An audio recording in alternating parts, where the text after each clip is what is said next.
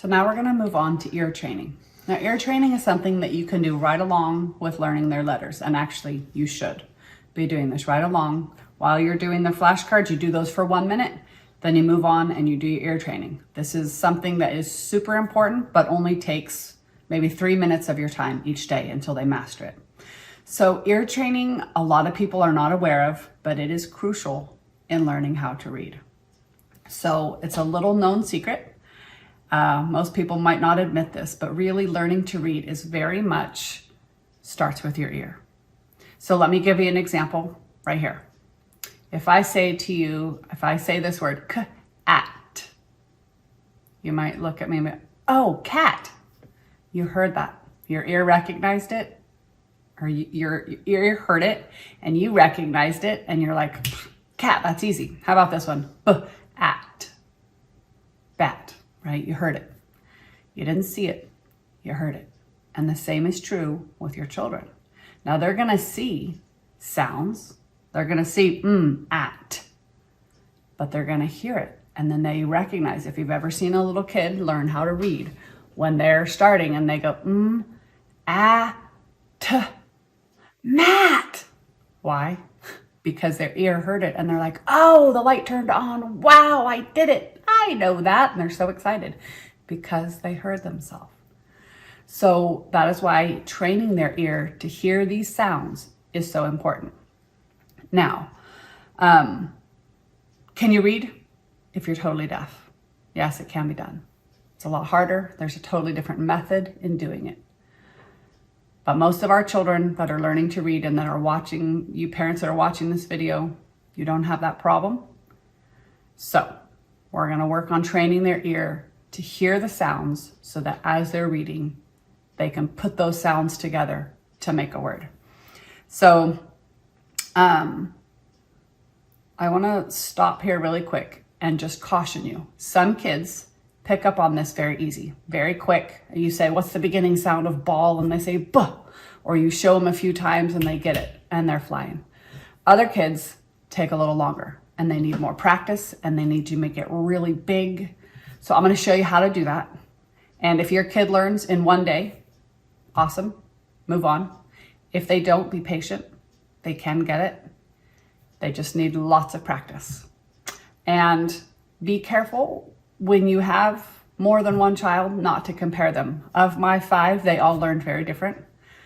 They learned at different speeds. And if you compare them, why can't you, or any kind of comparison they pick up and they're very sensitive to, and can do more harm than good in the long run. So try to think of them as an individual, each one, and their own learning styles, their speed at which they learn and they pick things up. It's going to be different. They might be better in some areas than in others. It's going to be very different. So try not to compare them and try not to be discouraged if they don't learn it as fast as another sibling. So the way I do ear training, first things first, is beginning sounds.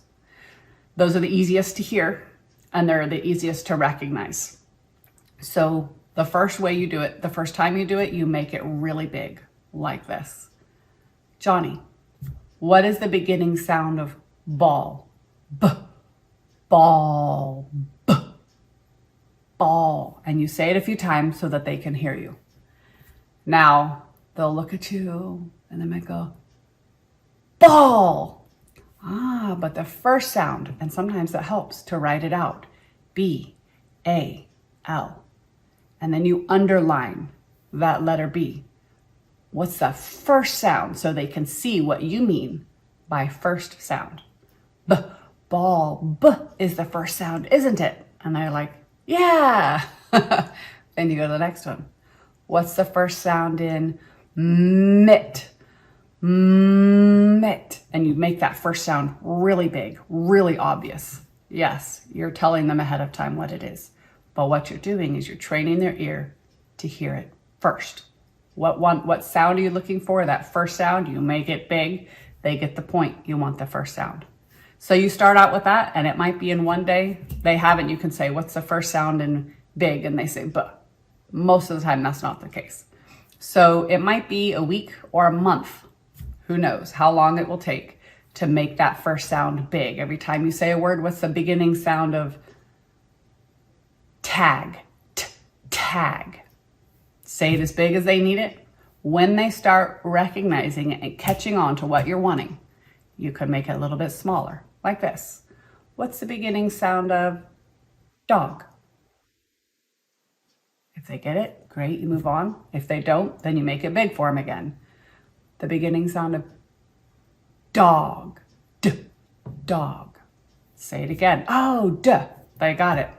You keep doing that until you get to the point where you can say, what's the beginning sound of pig? And they say puh. What's the beginning sound of ball? Buh. What's the beginning sound of man? When they're that fast, you're good to go. Now, when you're doing this every day, you only do it for maybe 2 minutes. It's not a long thing, so you do your flashcards. 1 minute, you do your beginning sounds, 1 to 2 minutes. Give them lots of different words, make it big as long as they need, and then slowly bring it down till it's a normal word. Ball, tree, bag. When they have the beginning sound, then you move on to the ending sound. Do not do middle sound. That's a lot harder. It's the hardest one. So we do beginning first, then we add ending. When you're teaching ending sounds, you're still going to practice for 30 seconds a day those beginning sounds, just so they have the practice, the review, and they're mastering it, while now they're learning to recognize the ending sound. And you do it exactly the same way. What? Make it huge, make it big. What is the beginning? What is the ending sound of pig? See how big I made it? G. And you might say it a couple of times. And the first few times, they might say puh. Write it down on the board for them. Pig. And you underline that last letter and say pig. Make it really loud. And then if they get it, you do that a few times for them. As soon as they understand, when you say ending sound means that last sound, and you've underlined it for them and you've made it big, when they start to recognize, oh, that's what she wants, and give it to you, you can slowly make it smaller, the sound smaller. What's the beginning sound of mitt? If they can't hear it the first time, you say mitt. Make it a little bit bigger. Mitt. Write it down for them so they can see it. When they can associate the sound with that ending one, you do that several times for them. Again, 1 to 2 minutes a day, done, move on. Once they have it slow and big, they should be able to do it like this. What's the ending sound of pig? G. What's the ending sound of ball? O.